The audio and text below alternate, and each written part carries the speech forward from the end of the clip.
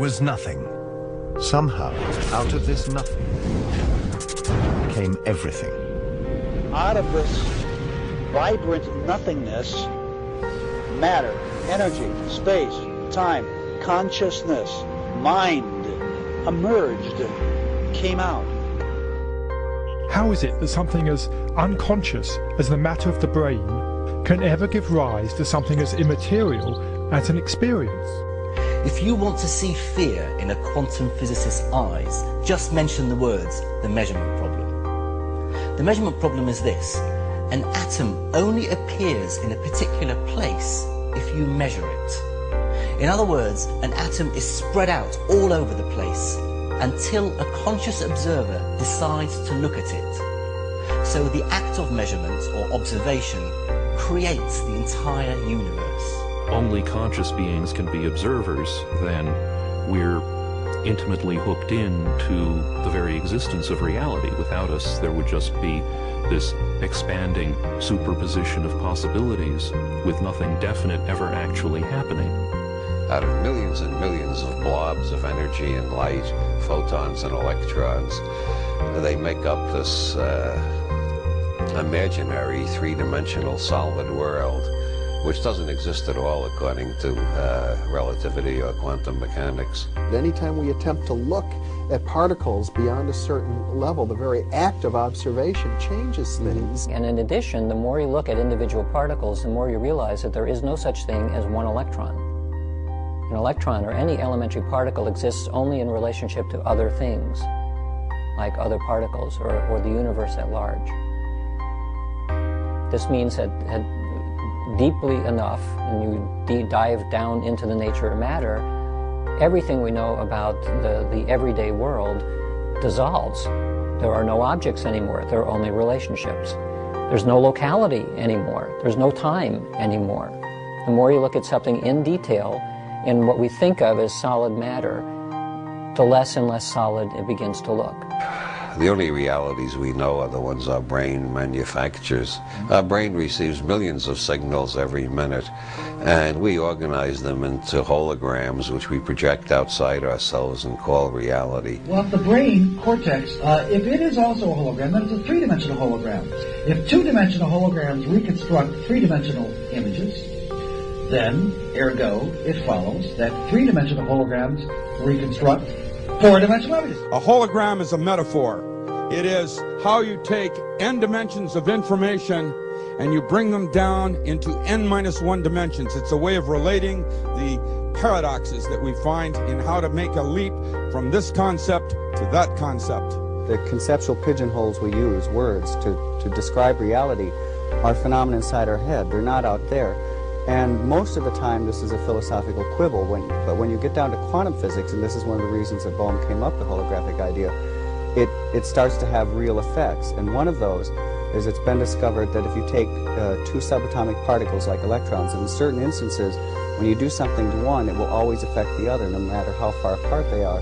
Well, how can this be? But what this tells us is that once matter is physically joined, even when it becomes separate, the energy is still there that's connecting it. And this is why it's important to me, because if we go back far enough in time, all the particles of matter of this entire universe that are expanding were all meshed together in a single particle about the size of a green pea. Is what scientists tell us today. It's what the computer models suggest. That if you could go into the universe today and take all the particles of matter and take out all the space in between and bring it together and compress it into a size of a single green pea, it means that you and me and every one of our listeners, we were all once part of that same particle that creates this whole universe today. And even though those particles are now separate and expanding, and studies show that they are, energetically we're all still linked. So an atom and its electron are multiversal objects. And that multiversal object is what the quantum mechanics is describing. Now, that means that the parallel universe aspect of reality as described by quantum theory must apply to objects of all sizes: humans, stars, galaxies, everything. And that's why we call it the parallel universe theory rather than just parallel electrons theory. Because we ourselves are made of atoms after all. We are, that's right. And the same theory that says that the atoms exist in more than one place in different universes says that we humans also exist in more than one place and in more than one state of mind and so forth in different universes. And so what that means, talking about words, is that there is no separation between electrons. Furthermore, there's no separation between people. Everything is interconnected, and the biggest secret of all, to me, is the extent to which individuality is an illusion. Illusion comes from how our minds perceive. My illusion comes from my mind. Your illusion comes from your mind. You do not need to search anywhere else for the source of illusion. Wherever we search externally, we cannot find the source of illusion because your illusions come from within your mind. The big thing we're talking about here is a new way of thinking about this thing we call the person, the self, the beingness, the I. And as we begin to modify what we mean by that, we could begin to see and touch upon this infinite realm that I'm speaking about. Infinities are part of the boundary of your existence. That is, viewed from this perspective, everything can be divided to infinity.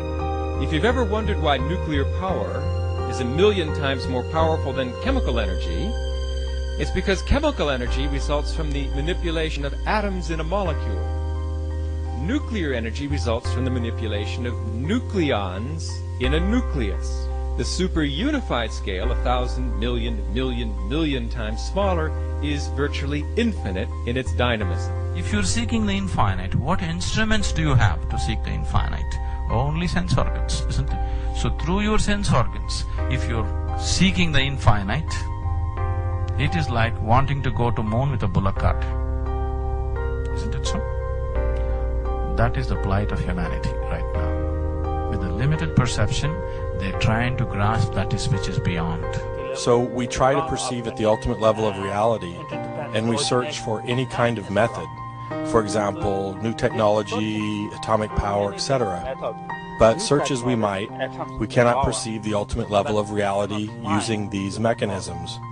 The ultimate level of reality is fundamentally empty We cannot find and not observable using these scientific methods. Science is involved in a perceptual enterprise, not primarily in gaining knowledge, though knowledge appears, but knowledge is a byproduct. And by understanding the thing, you can coherently, then our contact with it, as long as it is coherent, it shows that our understanding is correct. You see, we must distinguish between correct appearances and incorrect appearances or illusory. Your appearance now is what we call residual self-image. It is the mental projection of your digital self.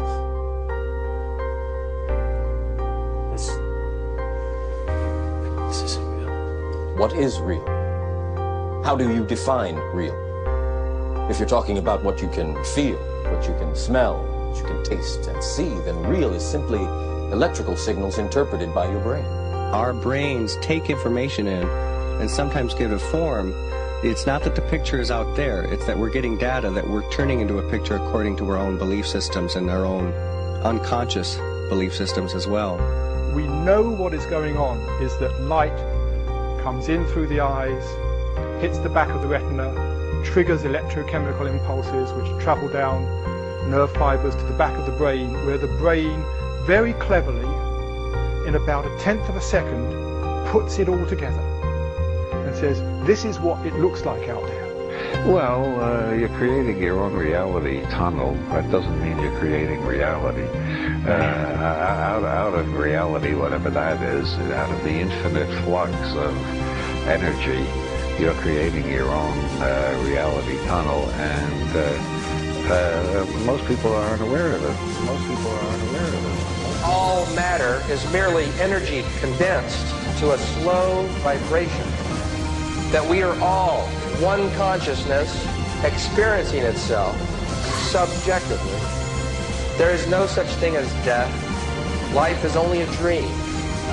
and we are the imagination of ourselves.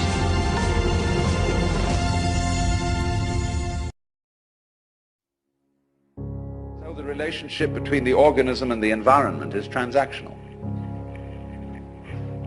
The environment grows the organism, and in turn the organism creates the environment. The organism turns the sun into light, but it requires there to be an environment containing a sun for there to be an organism at all. And the answer to it is simply they're all one process. It isn't that organisms by chance came into this world.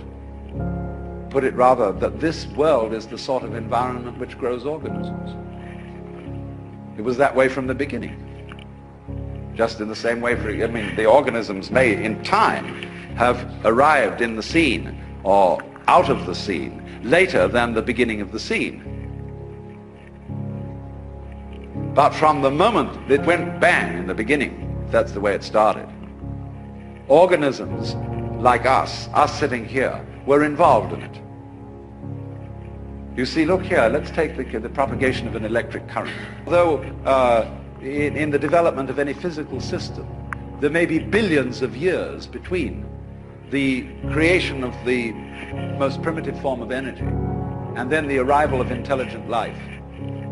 That billions of years is just the same thing as the trip of the current round the wire. It takes a little time. But it's already implied. It takes time for an acorn to turn into an oak.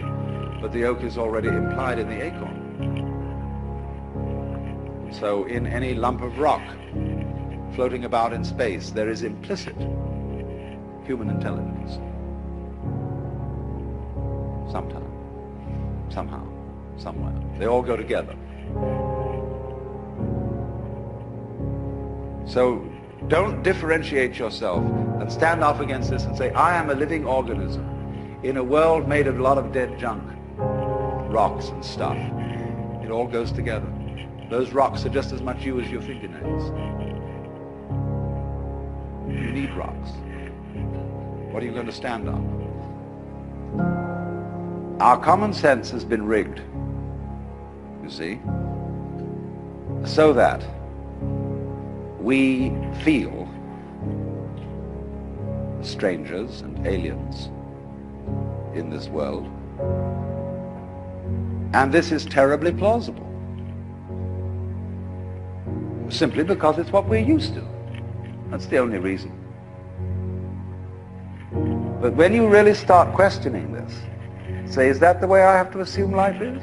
I know everybody does, but does that make it true? It doesn't necessarily. It ain't necessarily so. And so then as you question this basic assumption that underlies our culture, you find you get a new kind of common sense. It becomes absolutely obvious to you that you are continuous with the universe. For example, people used to believe that the people who lived in the Antipodes would fall off. And that was scary.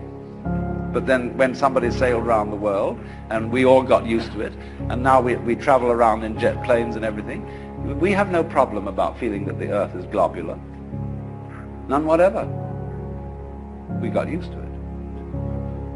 Well, in a few years, it will be a matter of common sense to very many people that they're one with the universe. It'll be so simple. And then maybe, if that happens, we shall be in a position to handle our technology with more sense. With love instead of with hate for our environment.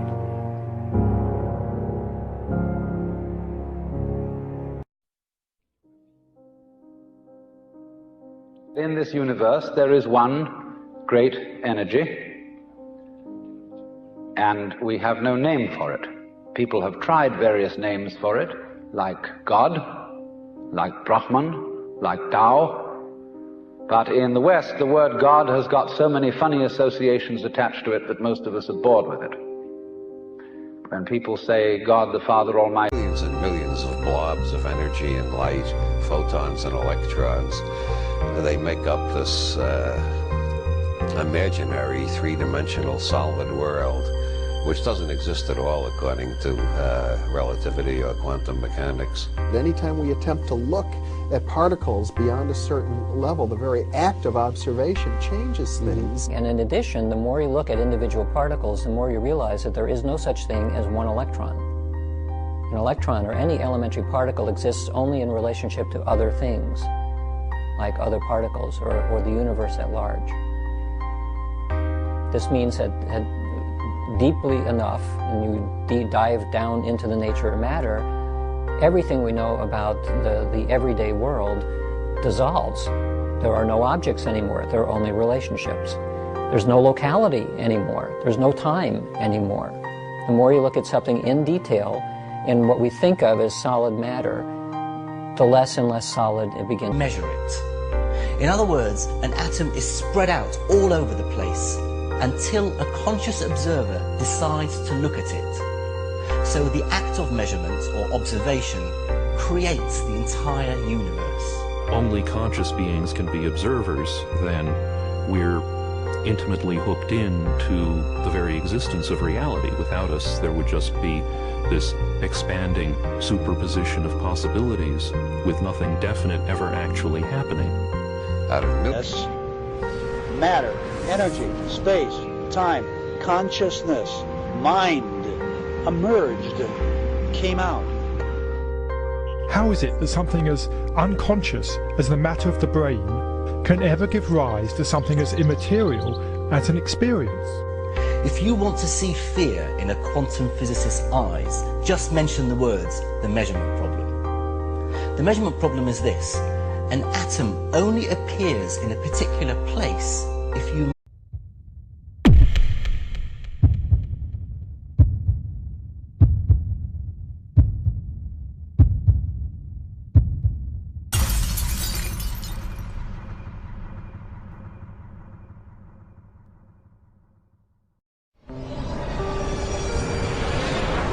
In the beginning, there was nothing. Somehow, out of this nothing, came everything. Out of this vibrant nothingness